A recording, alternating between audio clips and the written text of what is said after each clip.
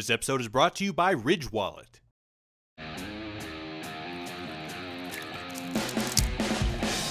Hey Wisecrack, Jared here.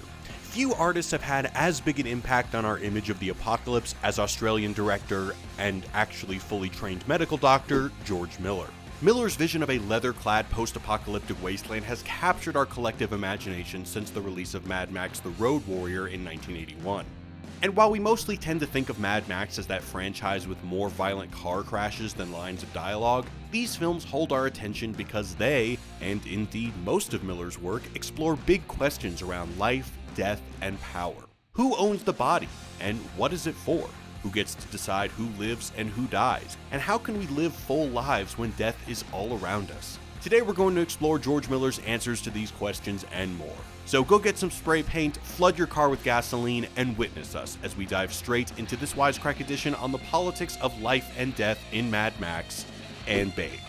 And spoilers ahead for grown men getting straight up horny over cars, and again, also Babe.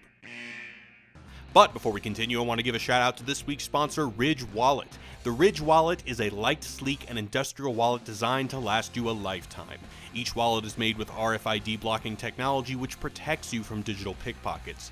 The durable metal also means each wallet comes with a lifetime warranty, so this could be the last wallet you ever buy. It's perfect if you don't want to carry around a bulky old leather lump in your pocket but still want to maximize the amount of cards you carry.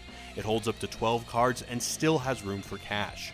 I got the titanium gunmetal wallet, and nothing beats how sleek it is. The Ridge team is so confident that you'll like it that if you don't and send it back within 45 days, you will receive a full refund.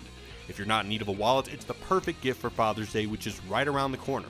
Grab your own Ridge wallet today by going to ridge.com/wisecrack and use the promo code Wisecrack to get 10% off. You'll get free worldwide shipping and returns, so click the link in the description to get one today. And now, back to the show. First, a little scene setting. George Miller's Mad Max universe opens in a near-future Australia where ultra-violent motorcycle gangs duke it out with ultra-violent cops for control of the roads. Protagonist Max Rockatansky's family is murdered in the first film, and the series follows him as he wanders the wasteland in the wake of a nuclear apocalypse, struggling to survive turf wars between rival groups while holding on to some shred of his sanity. To understand a lot of what Miller does in these movies, we can turn to our old friend and warboy cosplayer, philosopher Michel Foucault. Foucault spent much of his career crafting and refining a concept he called biopower. In a nutshell, the idea that power in all its forms has increasingly come to bear on life and biological function. Biopower, according to Foucault, involves the calculated management of life, the subjugation of bodies and the control of populations, and distributing the living in the domain of value and utility. In short, modern power isn't just about the exercise of force, but building and managing a population.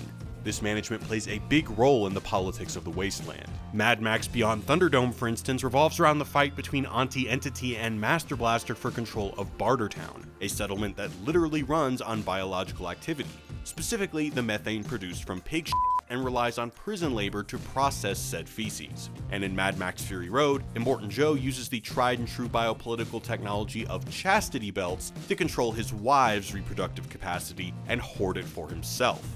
But the concept of biopower can only take us so far in our analysis of Miller's work. To go deeper, we have to move past the politics of life and explore the politics of death. In his 2003 essay Necropolitics, Cameroonian philosopher and political theorist Achille Mbembe formulated the idea of necropower as an update to Foucault's concept of biopower. According to Mbembe, much of the world now runs on political machinery that is designed not to protect and control life, but to produce death in vast quantities. As he explains it, necropolitics involves the generalized instrumentalization of human existence. It brings about the creation of death worlds, new and unique forms of social existence in which people take on the status of living dead. Obviously, Mbembe isn't writing some Walking Dead fanfiction. Rather, he means that in a jurisdiction permeated by necropolitics, such as a slave-powered plantation or an area subject to colonial rule, members of certain groups are allowed to live so long as they are useful, but denied status as fully sentient human beings with their own rights and subjectivity. These people are physically or psychologically maimed to mark them as lesser than. In this way, they are kept in what Mbembe refers to as a state of injury. This state of injury is rampant in the world of Mad Max. These movies love to explore the weird and terrifying ways that near-future Australians degrade each other into mere objects. In The Road Warrior, a gang straps prisoners to the fronts of their cars to be used as living hood ornaments. Moreover, gang boss Lord Humongous arguably even puts his own fighters into a state of injury by classifying them not as people, but as animals. Again, you have made me unleash my dogs of war. And in Fury Road, people are reduced to all kinds of weird objects meant to serve Immortan Joe's needs. Max is kidnapped and turned into a blood bag. Immortan Joe keeps a collection of lactating women hooked up to an industrial pumping machine to produce mother's milk. And then of course there are Immortan Joe's wives, or as they're known around the Citadel, breeders! He's prize breeders! In Immortan Joe's eyes, these women are property, instrumentalized in Mbembe's terms, to the point where he keeps them behind a literal bank vault door, as if they were a stash of gold bars or the last remaining copy of Final Fantasy VII.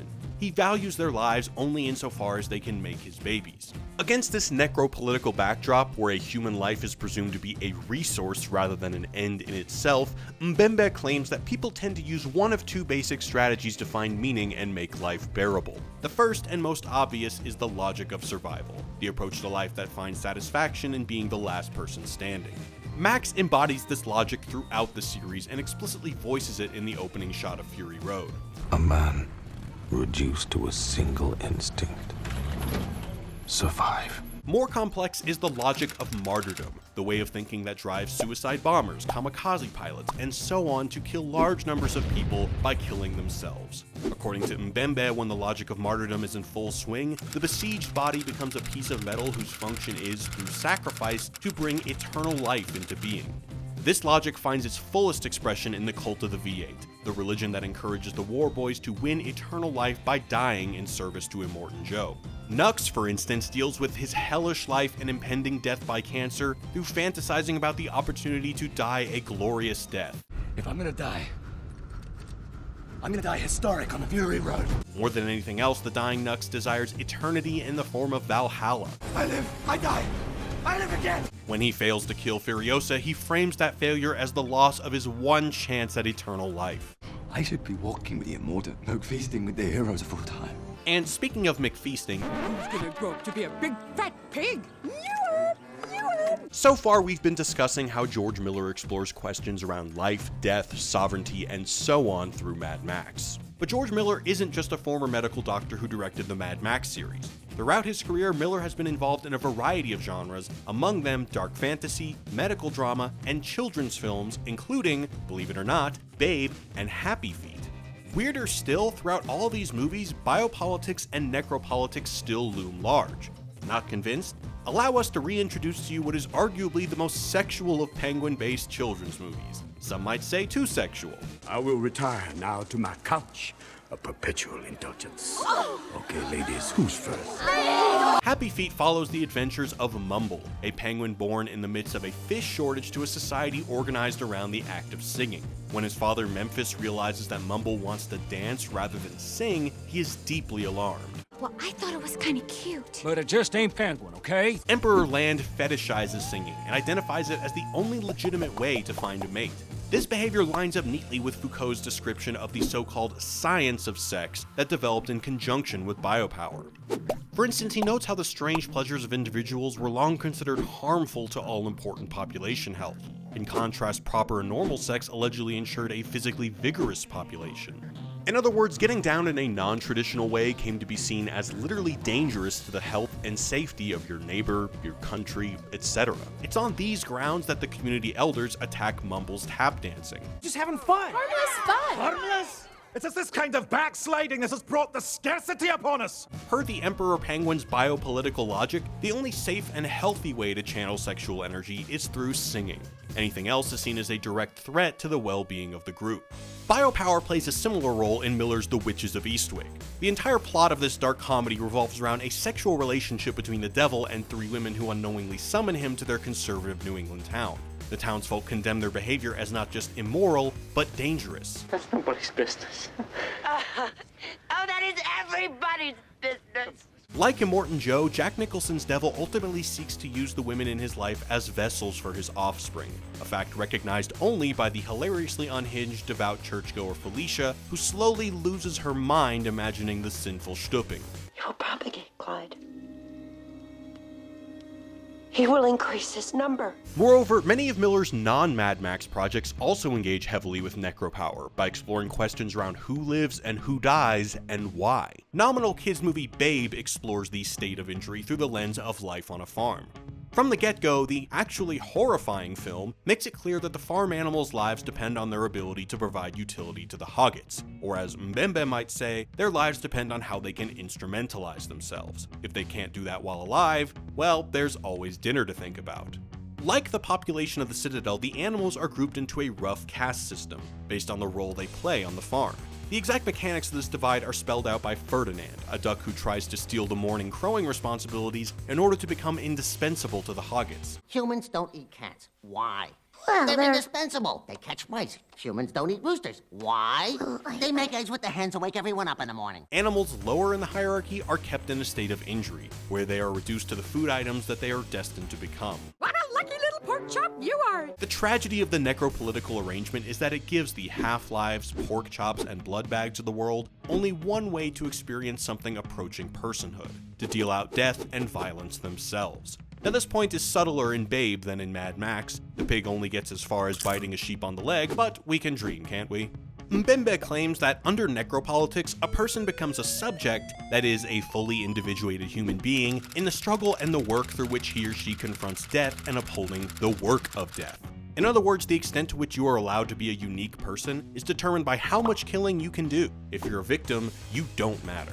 Throughout the Mad Max franchise, the right to define oneself is limited mainly to men, and occasional women, who have the power and the will to subject others to violence and death. Employing flamboyant costumes and monologues, characters distinguish themselves from the drab multitudes by killing effectively and with a particular sense of style. As Mbembe points out, murder in a necropolitical environment tends to become over the top, even perversely playful. In the Wasteland, it helps to be a bit of a ham. Toe Cutter and his gang, in particular the ill-fated Night Rider, demonstrate the link between killing and personhood, using violence and chaos as opportunities for ego primping. I am the Night Rider. I'm a fuel-injected suicide machine. I'm a rocker. I'm a roller. I'm a controller. The speeches and codpieces get bigger in The Road Warrior, with Humongous employing what appears to be a full-time hype man. The warrior of the wasteland, the Ayatollah of rock and roller! And the trend continues through Fury Road, with Nux feeling most like a person when attempting a suicide run on the war rig. I am the man who grabs the sun, riding to Valhalla! Not to be outdone, the Bullet Farmer responds to the loss of his eye with a speedy personal rebrand. I am the scales of justice, conductor of the choir of death! Strikingly, Max actually avoids defining himself in terms of his violent deeds. What do I call you? Does it matter? Max, in other words, has been so warped by his time in the Wasteland and by the logic of survival that he doesn't even want an identity. To take a name, after all, is to make a kind of stand, a liability for a person who just wants to drive away from trouble as far and as fast as he can. And yet, for a guy who makes movies about sexual assault, suicide bombings, and horny penguins, George Miller injects his stories with a surprising amount of hope. Caught up in cruel biopolitical and necropolitical systems, his protagonists ultimately find ways to transcend those systems and live in ways that leave the world better than they found it. In other words, they find the redemption that Max and Furiosa are looking for, and in the process become subjects without resorting to pointless killing. Just before the world goes completely to shit, a pre-Wasteland Max expresses his fear of losing himself, should he spend too much time on the road. I'm scared, FIFA. You know why? That red circus out there. I'm beginning to enjoy it. What is this, Bunny Week? Look, any longer out on that road and I'm one of them, you know? A terminal crazy. Which, of course, is exactly what happens. Max loses his family, takes revenge on Toe Cutter's gang, and begins his descent to the condition we find him in at the beginning of Fury Road. A man reduced to a single instinct. Survive. Beginning with the Road Warrior, Miller challenges us to imagine a way back for Max, that is, a way for him to live again. A man haunted by the demons of his past. A man who wandered out into the wasteland. The way to live again, it turns out, is to fight back against the logics of necropolitics, namely survival and martyrdom, to take actions that put one's own life at risk and have some greater purpose beyond taking as many possible people with you when you die. Babe finds out how to live in a necropolitical environment by learning to herd sheep with kindness rather than cruelty. After his one attempt at being an asshole to the sheep fails to get him any results, Babe commits to simply asking them nicely to move. No need for all this wolf nonsense, young'un. All a nice little pig like you need do is ask. With this radical new approach, Babe creates for himself a form of subjectivity not bound to the cycle of dominance which Fly describes earlier in the film. He is neither a pork chop nor a wolf, as the terrified sheep called the violent dogs. He is the sheep pig. This dynamic of taking a riskier, less efficient action for the benefit of friends rather than the destruction of enemies is also key to the redemption in Fury Road. In his final moments, Nux transcends the normal logic of martyrdom by turning his body into a shield that saves his friends rather than a weapon to be used against his enemies. He gives his life not out of hatred for the other, but out of love for the first people in his life who've recognized him as anything more than a fanatical soldier. As he crashes the rig, blocking the pass and allowing the others time to escape, his new friends become the first people to truly honor his request to witness him. Driving away and gracing him with the same hand sign the Vuvolini used to honor their dead, they recognize him as the full person he could never become as long as he worshipped Immortan Joe. Similarly, Max becomes a subject by transcending the logic of survival. Rather than taking the motorcycle offered to him and driving far, far away, he concocts a wild plan to drive straight back the way they came, through Immortan Joe's forces, to take the Citadel for themselves. In other words, Max risks his own life for the chance to create a better life for the people he's come to care about. This allows him to become a subject outside of the necropolitical framework to reclaim his name. My name is Max. Now, none of these endings are quite that simple. At the end of the day, Babe is still an unpaid farm laborer who could be turned into spare ribs the moment he stops being useful, and Furiosa and company find themselves in control of a massive war machine. It'll take a lot of work to deprogram a citadel full of war pups. But at a minimum, Miller offers us hope that, in a world too often polluted by coercion and violence, we can find a way to be something other than victims or perpetrators. As Max's one-time commanding officer puts it, They say people don't believe in heroes anymore. Well, damn them! You and me, Max. We're gonna give them back to heroes. Babe, Max, Furiosa, and Nux all prove themselves to be bigger than the labels put on them by the necropolitical power structure. Babe is a sheep pig, not a pork chop. Furiosa is a freedom fighter, not an imperator. Nux is a lover boy, not a war boy. And Max is more than a man reduced to a single instinct. He's a human. And as hard as that can be sometimes, so are we. But what do you think, Wisecrack? Where can you see biopower and necropower at work in our world today? What are some of your favorite stories that grapple with these and similar themes? Let us know in the comments below, and be sure to subscribe and ring that bell. Big thanks to our dope patrons for supporting the channel and our podcast. Stay shiny, stay chrome, and as always, peace.